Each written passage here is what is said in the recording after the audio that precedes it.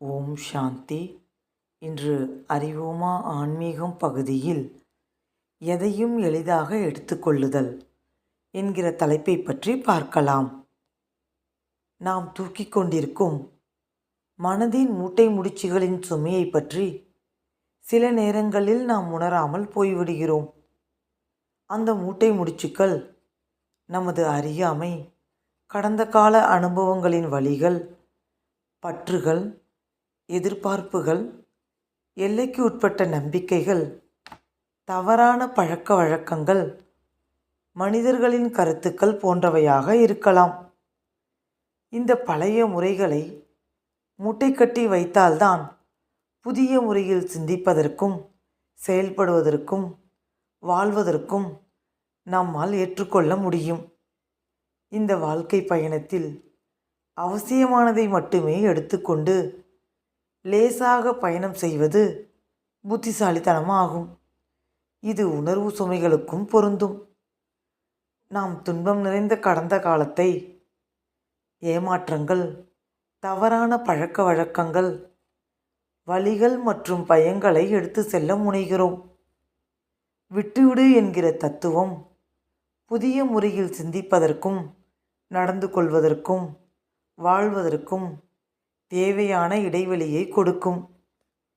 தேவையற்ற உணர்வு சுமைகளை விட்டுவிடுவதற்கு கீழ்கண்ட படிகளை பின்பற்றுங்கள். உங்களுடைய மனம் கலக்கமடையும் போது அது என்ன சிந்தனை செய்கிறது என்பதனை சோதனை செய்யுங்கள். அது கடந்த காலத்திலோ அல்லது எதிர்காலத்திலோ இருக்கலாம். அதை நிகழ்காலத்திற்கு திருப்புங்கள்.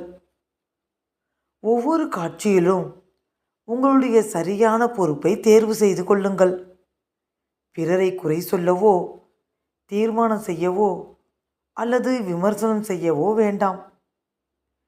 ஒருவேளை பிறர் உங்களை ஏமாற்றினாலும் அதில் உருவாகும் துன்பம் உங்களுடைய படைப்பாகும். அவர்கள் ஏன் எனக்கு இவ்வாறு செய்தார்கள்? எண்ணங்களை உருவாக்குங்கள். நான் விட்டு விடுகிறேன். நான் மனிதர்களை புரிந்து கொள்கிறேன். நான் அவர்களை ஏற்றுக்கொள்கிறேன். நான் சூழ்நிலையை நிலை பெற்ற மனதுடன் எதிர்நோக்குகிறேன். யாரும் எதுவும் உங்களை சார்ந்தது இல்லை. உங்களுடைய கர்மத்தின் கணக்கின்படி ஒவ்வொன்றும் உங்களிடம் வருகிறது. எனவே தன் மீதும் மக்கள் மீதும் சூழ்நிலைகள் மீதும் உள்ள பற்று அல்லது மனக்கசப்பை விட்டுவிடுங்கள். மன அழுத்தம் இல்லாமல் இருப்பதற்காக கீழே உள்ள உறுதிமொழிகளை தினமும் தனக்குத்தானே மீண்டும் மீண்டும் சொல்லிக்கொள்ளுங்கள். அப்போது நீங்கள் உங்களுடைய உண்மையான சுயத்திடம் தொடர்பு வைக்க ஆரம்பிப்பீர்கள். மேலும் எதிர்மறைகளின் படிமங்களை நீக்குவீர்கள். உங்களுடைய உண்மையான குணங்களான மகிழ்ச்சி, அன்பு, கருணை போன்றவற்றை ஏற்றுக்கொண்டு செயல்படுவதற்கு தேவையான அக இடைவெளியும் அங்கே இருக்கும். நான் ஒரு மகிழ்ச்சியான ஆத்மா. நான் ஒரு காட்சியிலிருந்து மற்றொரு காட்சிக்கு சுலபமாக மாறி செல்கிறேன். நான் என்னுடைய நிகழ்காலத்தில் இருக்கிறேன்.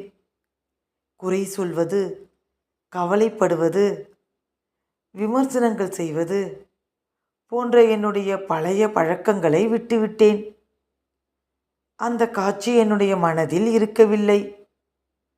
மக்களுடைய நல்லவற்றின் மீது நான் கவனம் வைக்கிறேன். அவர்கள் மீது எனக்கு கருணை இருக்கிறது.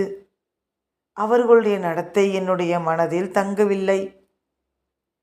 நான் இந்த வாழ்க்கை பயணத்தில் லேசாக பயணம் செய்கிறேன். ஓம் சாந்தி.